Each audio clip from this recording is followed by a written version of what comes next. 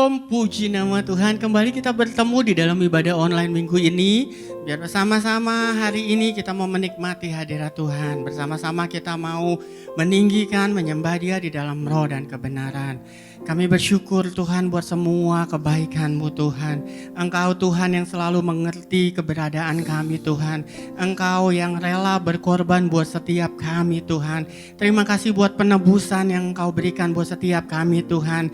Hingga kami boleh memperoleh kemenangan yang daripada Engkau.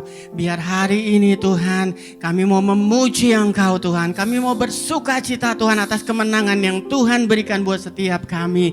Terima kasih Tuhan. Di dalam nama Tuhan Yesus kami berdoa dan mengucap syukur.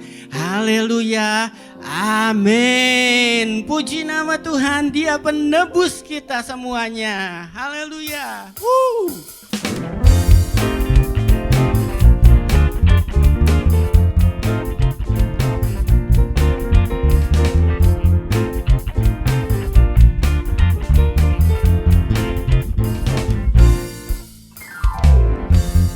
Tahu Dia penolongku, darahnya tebus dosaku. Ku yakin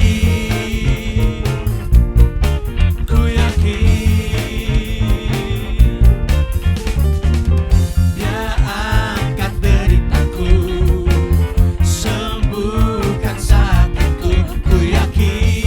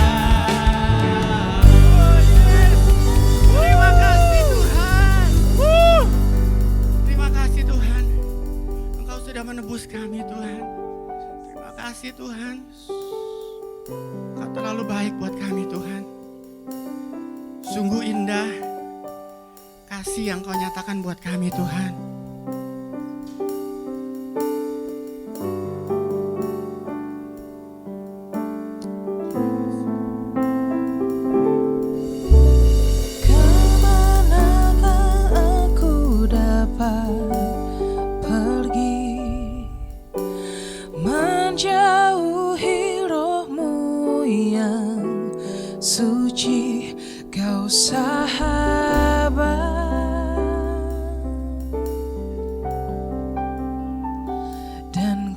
dekat.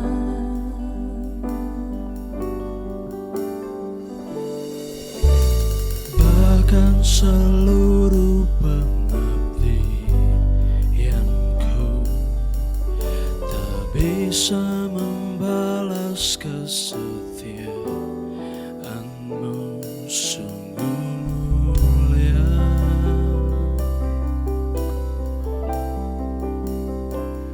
dan berharga. Sungguh besar pengorbananmu bagiku,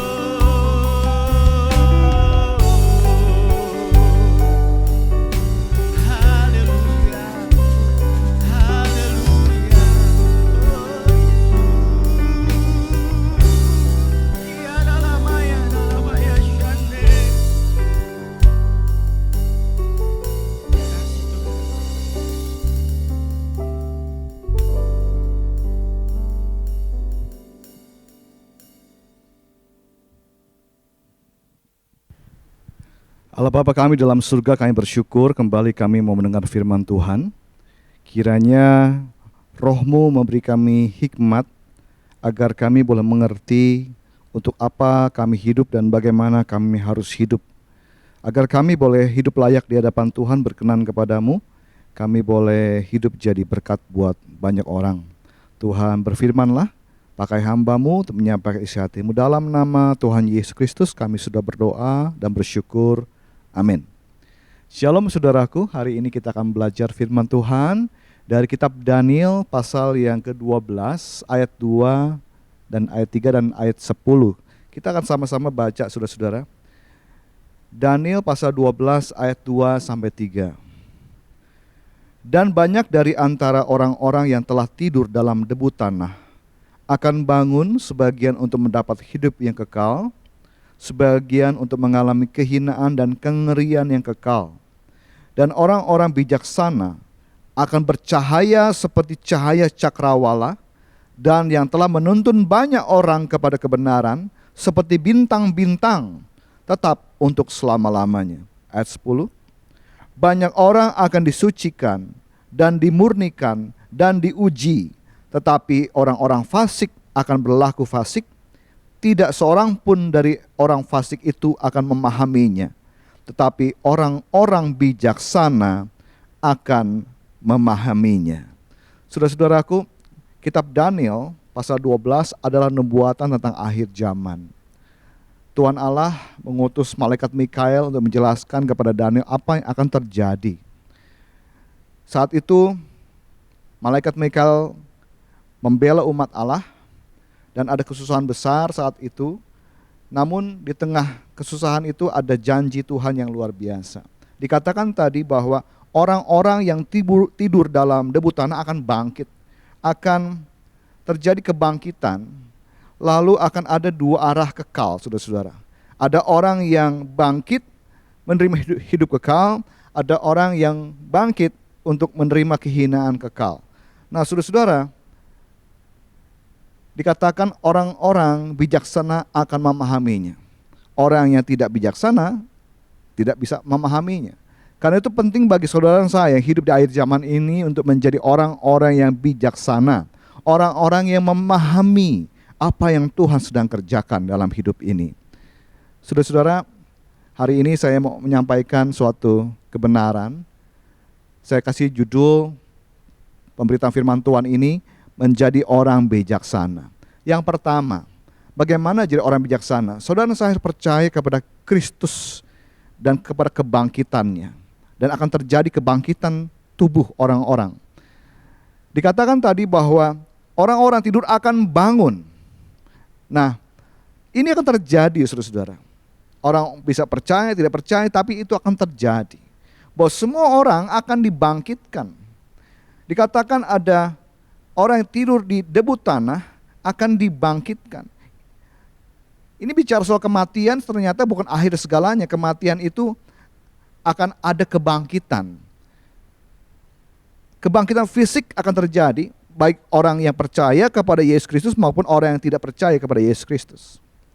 Di dalam kitab Wahyu pasal 20 ayat ke-6 dikatakan, berbahagialah dan kuduslah ia yang mendapat bagian dalam kebangkitan yang pertama. Yesus yang telah mati bagi dosa-dosa, yang telah bangkit dari antara orang mati naik ke surga, akan datang kembali kedua kali. Ketika Yesus datang kembali kedua kali, maka firman Tuhan mengatakan akan terjadi kebangkitan yang pertama. Bahwa orang-orang yang percaya pada Kristus akan dibangkitkan. Apanya? Tubuhnya, saudara-saudara. Setiap orang yang percaya pada Kristus akan dibangkitkan tubuhnya. Orang yang percaya pada Kristus ketika mati, ia akan bersama Yesus di Firdaus, roh jiwanya. Tapi tubuhnya masih dikubur. Dan ketika Yesus datang kembali kedua kali, orang yang mati dalam Tuhan akan dibangkitkan tubuhnya, jiwa dan tubuhnya akan bersatu kembali.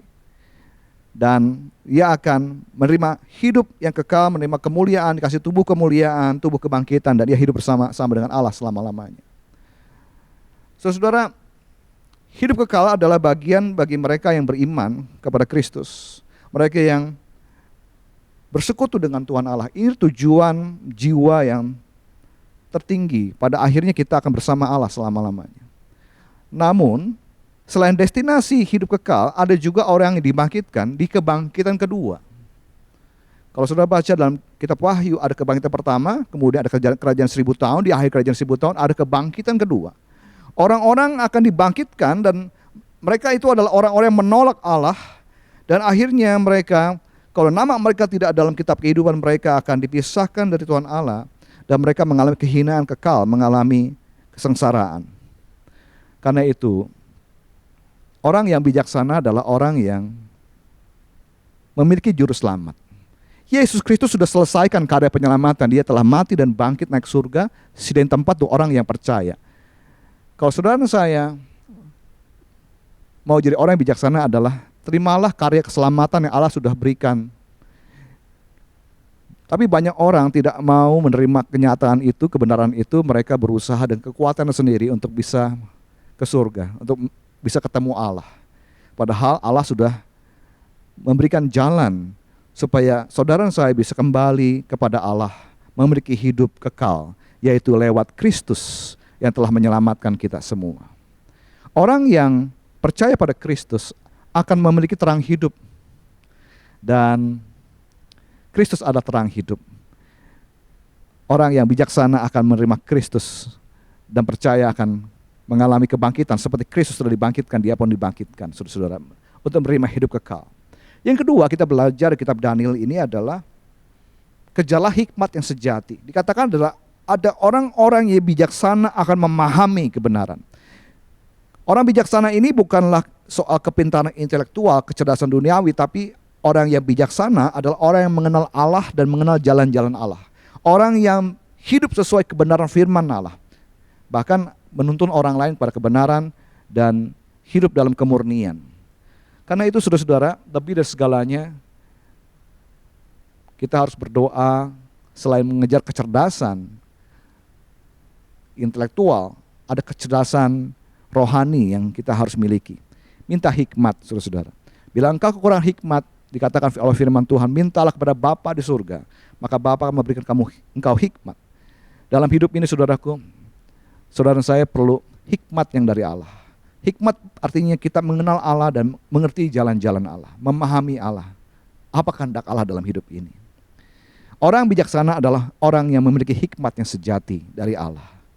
Mintalah hikmat itu dari Tuhan, supaya kita mengerti untuk apa saya hidup dan bagaimana saya harus hidup. Yang ketiga, saudara, kita belajar apa? Orang yang bijaksana itu kan bercahaya. Mereka menuntun banyak orang pada kebenaran. Orang yang hidup dalam kebenaran dan akhirnya menuntun banyak orang kepada kebenaran.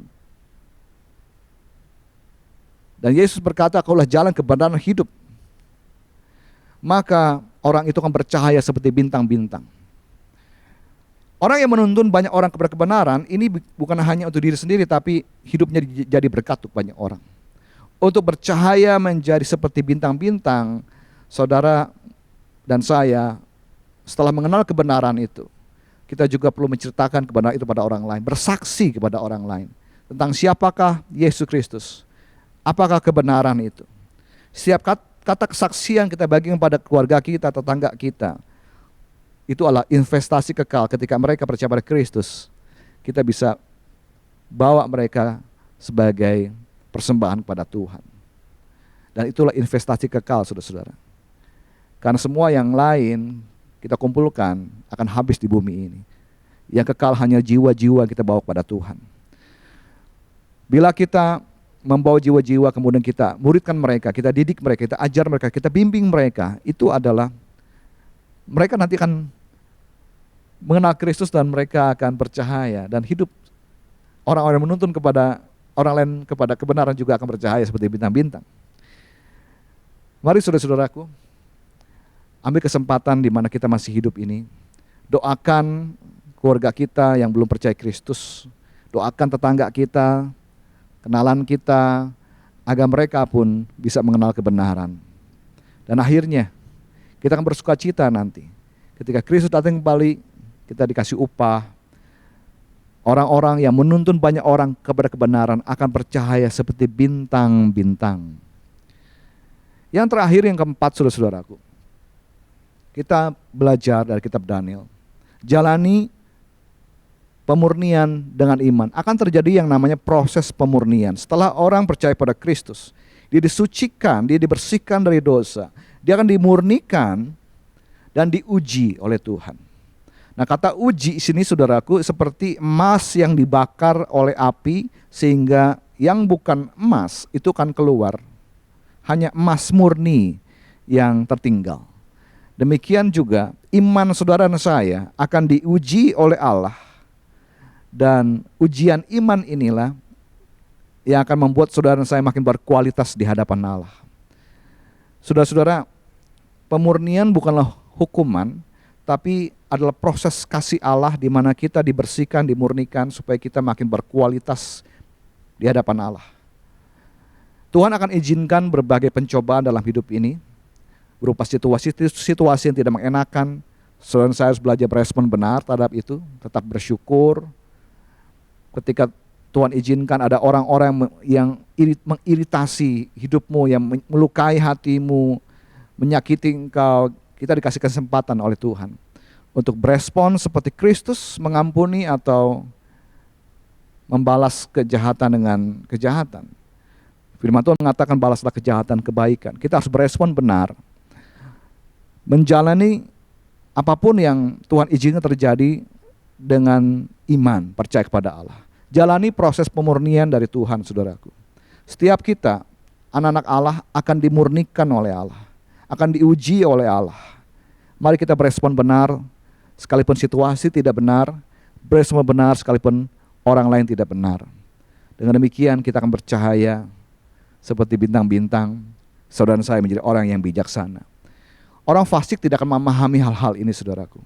Mungkin orang-orang fasik akan menganggap, wah kok orang jahat kok dibalas dengan kebaikan. Tapi orang yang bijaksana memahami bahwa hidup di dunia ini cuma sementara. Ada Allah yang menilai segala sesuatu.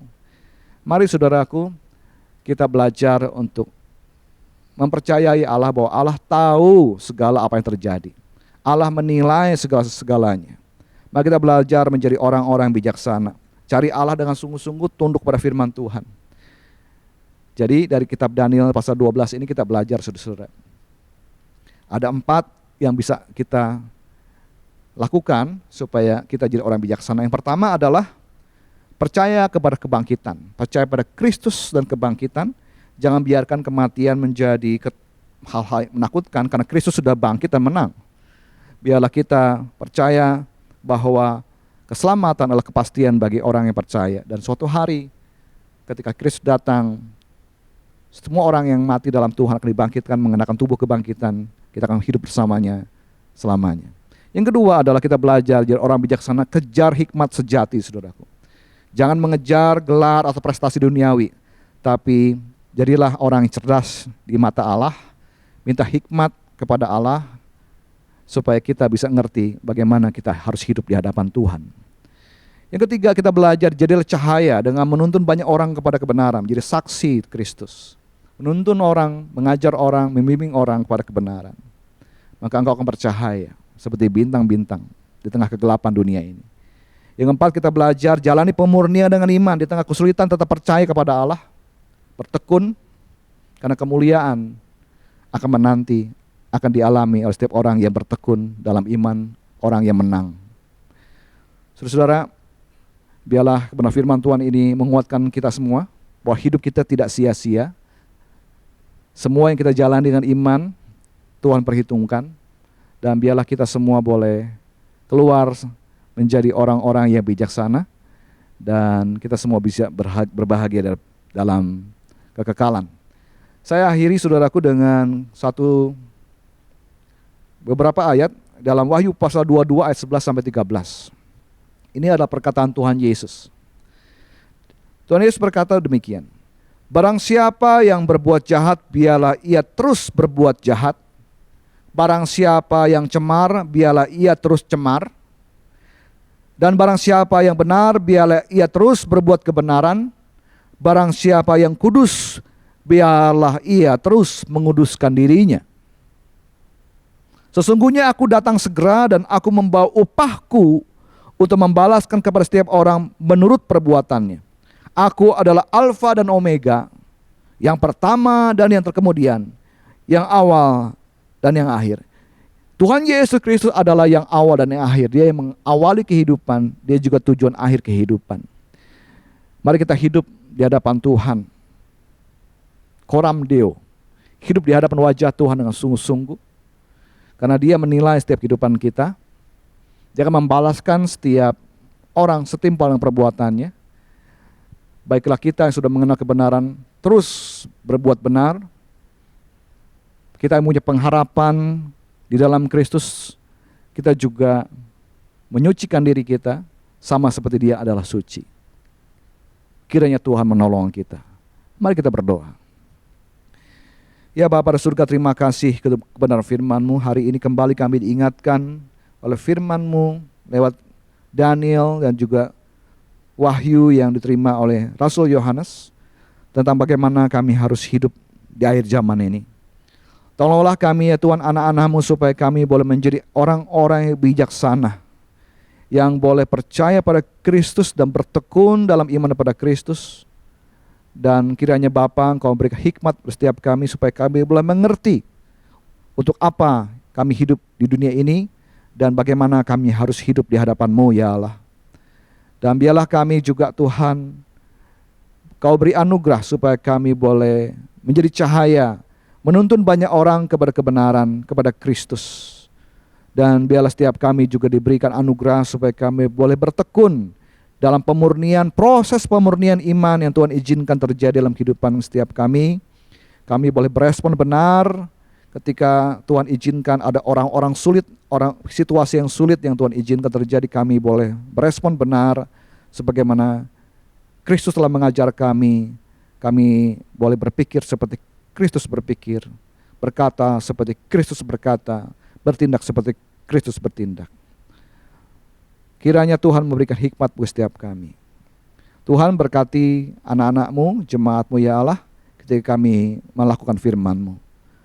Kami berdoa juga Tuhan untuk gereja Bethel Indonesia di Jalan Merak bersama cabang semua. Tuhan memberkati. Berkati gereja Bethel Indonesia, kepengurusan Pak Rubin Adi di pusat. Juga khusus kami berdoa buat kepengurusan BPD Jawa Barat yang dipimpin oleh Pak Satria. Kiranya Tuhan menolong agar kami semua boleh makin maju dan memuliakan Tuhan. Kami berdoa Tuhan berkati juga kota Bogor, biar Bogor boleh mengalami shalom Tuhan. Berkati Indonesia supaya Indonesia boleh dipenuhi kemuliaan Tuhan. Datanglah kerajaan-Mu, jadi kehendak-Mu Tuhan di Indonesia seperti yang Tuhan tetapkan. Kekasih Tuhan Yesus Kristus, angkat tangan-Mu terima berkat dari Allah. Tuhan Allah memberkati engkau dan melindungi engkau. Tuhan Yesus Kristus menyinari engkau dan wajahnya dan memberi engkau kasih karunia. Tuhan menghadapkan wajahnya kepadamu, memberi engkau damai sejahtera. Kasih karunia Tuhan Yesus Kristus, kasih Allah dan persekutuan Roh Kudus menyertai-Mu selamanya. Maranatha, datanglah segera Tuhan Yesus. Semua yang rindu kedatangan Tuhan sama-sama berkata, amin.